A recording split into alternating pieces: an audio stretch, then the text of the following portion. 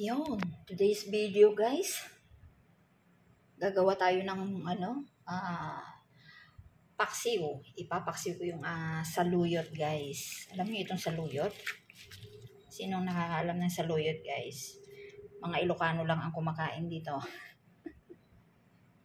Saluyot guys, ipapaksiw natin. Lalagyan natin ng bawang, sibuyas, luya, and then suka guys. Tapos konting mantika. Yun, okay na guys. Saka bagoong. Mix natin lahat tapos pakuluan, then luto na. Ganun lang yun guys. Ayan. Ayan. Lagyan natin ng bawang. $4 po yan lahat guys. Ayan. Kasi kung hindi ko lulutuin lahat, masisira. Gusto ko pa sana magluto ng may labong.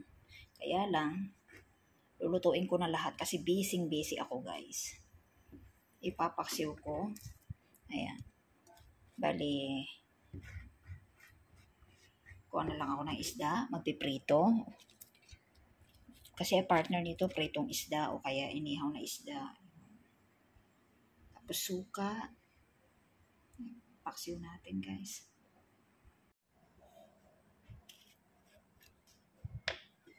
Bagoong. Lagyan ko ng bagoong.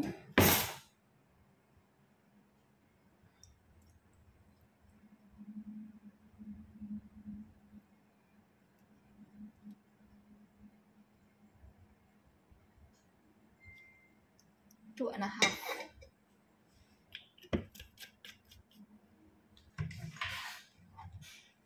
Tapos vinegar.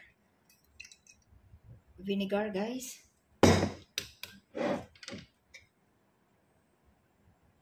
Paksiw. 2 and a half din. Kagaya ng bagoong. Ayan.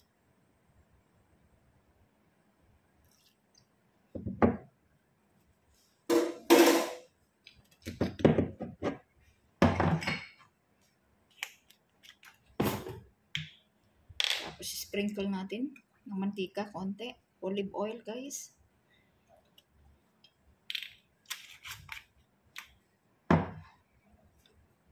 Konting tubig. Water.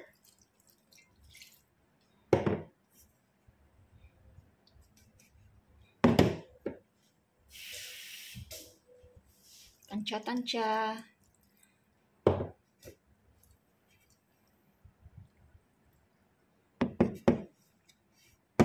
Tapos pakuluan na natin. Ayan. Shake natin.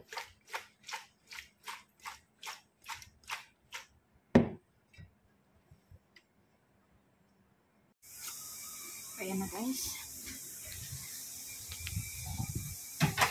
So pakuluan natin yan. Siguro hanggang 15 to 20 minutes. Okay na. Ayan, pasensya na kayo sa maingay kasi gardener namin ngayon, Martes. Ayan, i-check natin guys yung paksiw na saluyot. Grabe yung amoy ng suka guys. Kumukulo na.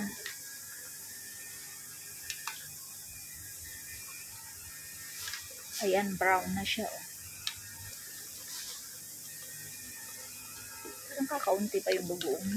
Pero marami na yung bagoong. Marami na yung bagoong. Ay, nilagay ko kanina. 2 kutsara at kalahati. So, parang walang bagoong na oh.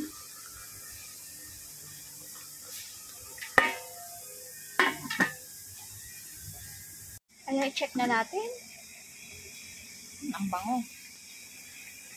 Ayan na guys.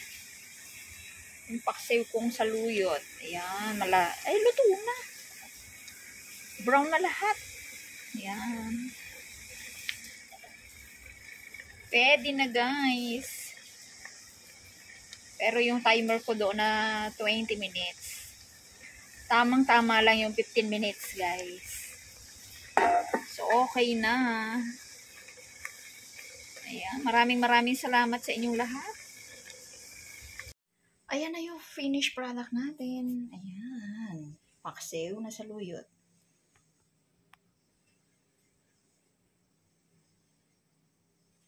Sino kumakain dyan sa inyo, guys, ng paksiw na saluyot? Comment down below, guys, kung sino ang nakain yan. O, diba? Ang dami kanina, pero yan lang yung nagawa natin. Halos isang bowl. Ayan. O, diba? Kakain na ako, guys. Ayan ang aking pagkain. O, diba, partner niya? O, kain tayo. Sarap magkamay. Kain tayo, guys. Ayun, maraming salamat.